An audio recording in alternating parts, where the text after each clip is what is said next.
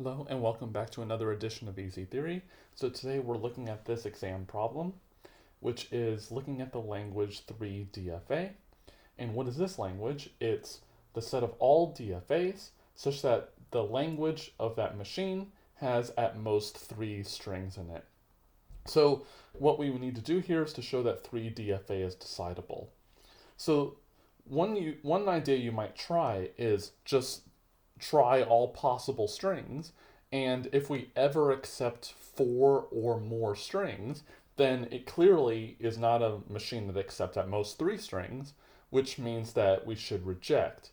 But the problem here is, what if the DFA just happens to not accept any strings at all? Well, then what we would have to do is go through all infinitely many strings. So the question is, well, how do we detect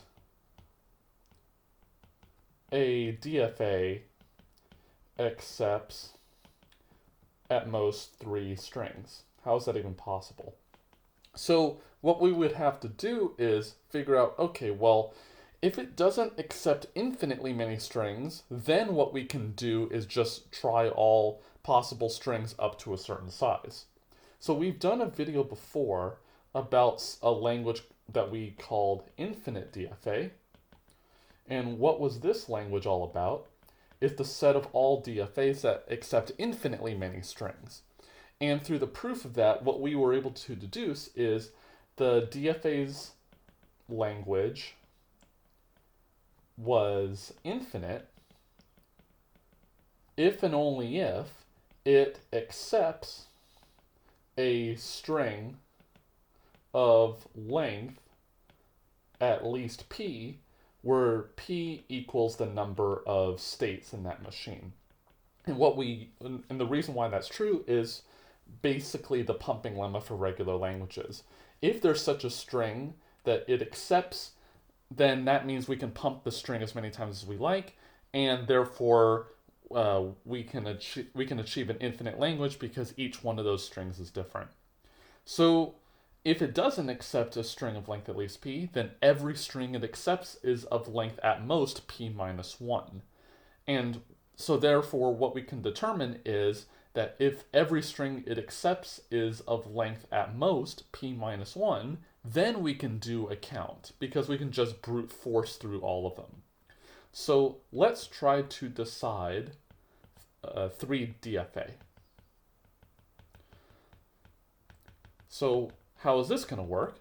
So we're going to get on input DFA. So on input M, where M is a DFA, what we would do is run the decider that we've talked about before for infinite DFA. And we know that it's a decider because, well, we've covered it before, but basically you just build a DFA that accepts exactly all the strings of length at least p, do an intersection on both, which we can do via the product construction, and just run the decider for eDFA, which we know to be decidable too. So run the decider for infinite DFA on this given machine M. And then if it says yes, it accepts, it does have infinite language, well, that DFA does not accept at most 3 strings because it just said it has infinitely many. So therefore we need to reject. But if it says no, it doesn't have an infinite language, it still might not accept exactly or fewer than 3 strings. So here's where we need to do the brute force simulation. So this is the brute force simulation.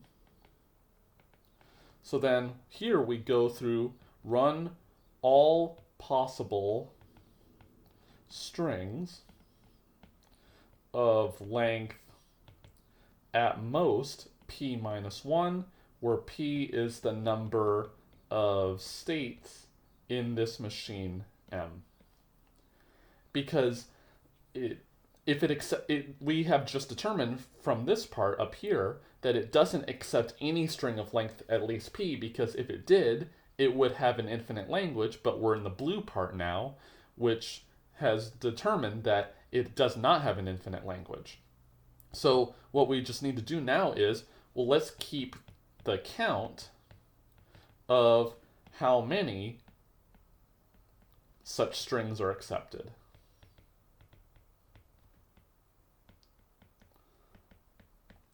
And then if this count is at most 3, then accept, because we're just keeping count of how many such strings are accepted.